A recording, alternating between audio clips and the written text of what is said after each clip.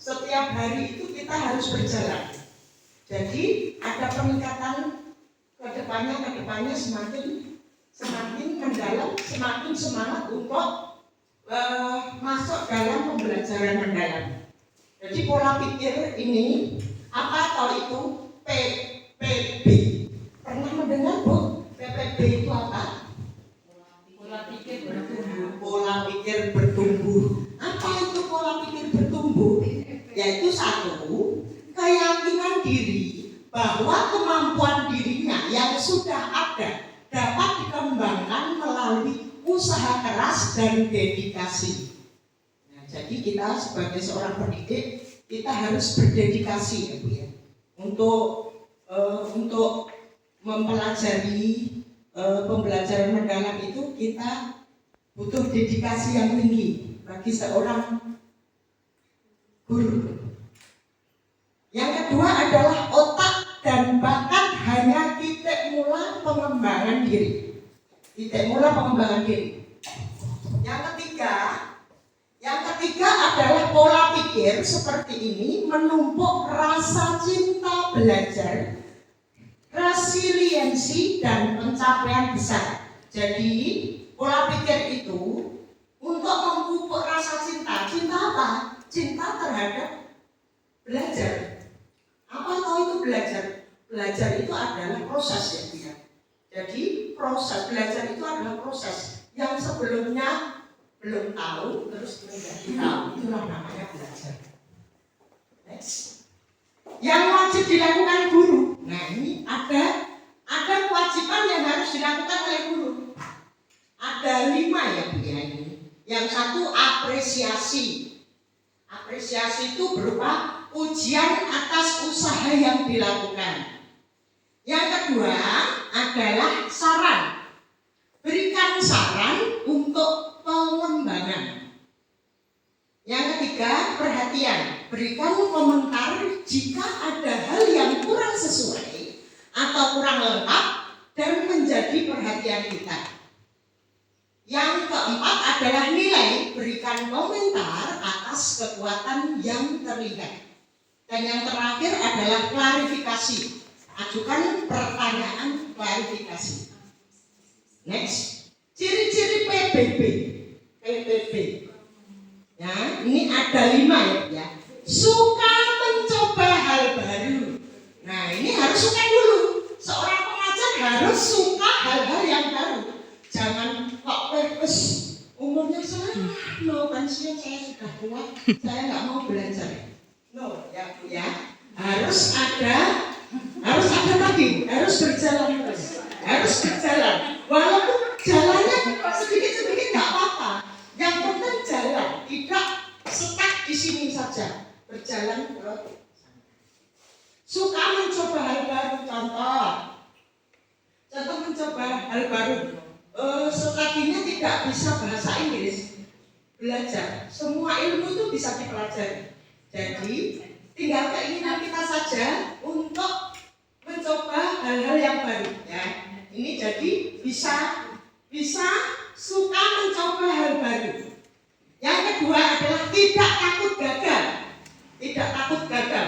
Belum berperang sudah takut dulu, sudah menyerah dulu.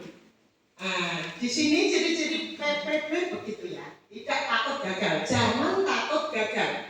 Kegagalan adalah kunci kesuksesan. Ya, jadi tidak takut gagal. Jangan takut gagal. Kegagalan itu biasa. Yang ketiga adalah selalu ingin belajar.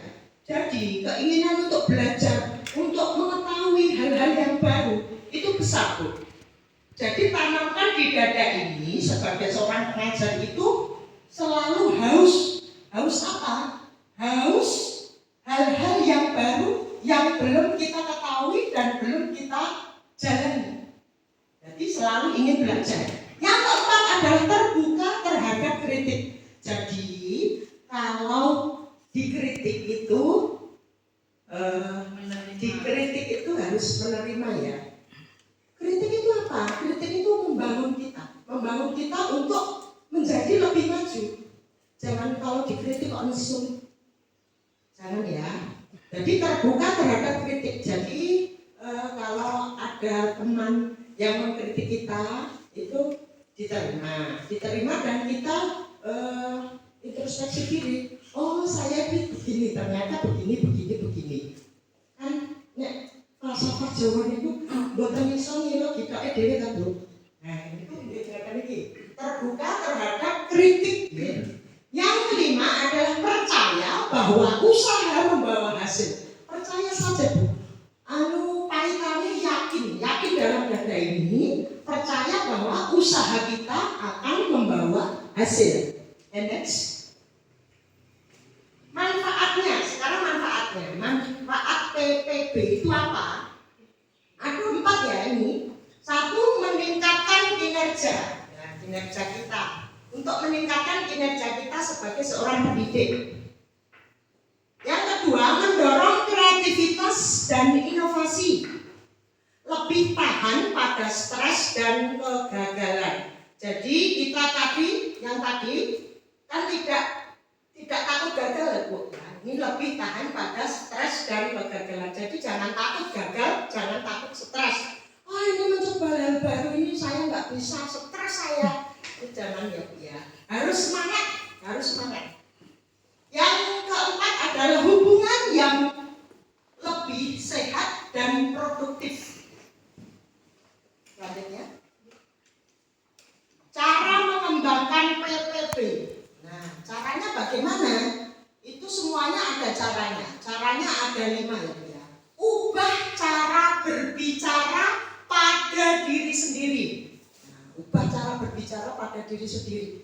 Misalnya begini, aku kayak ngene iki gak iso, aku kayak ngene gak iso. Nah, tanamkan pada diri sendiri. Aku harus bisa. Aku pasti bisa.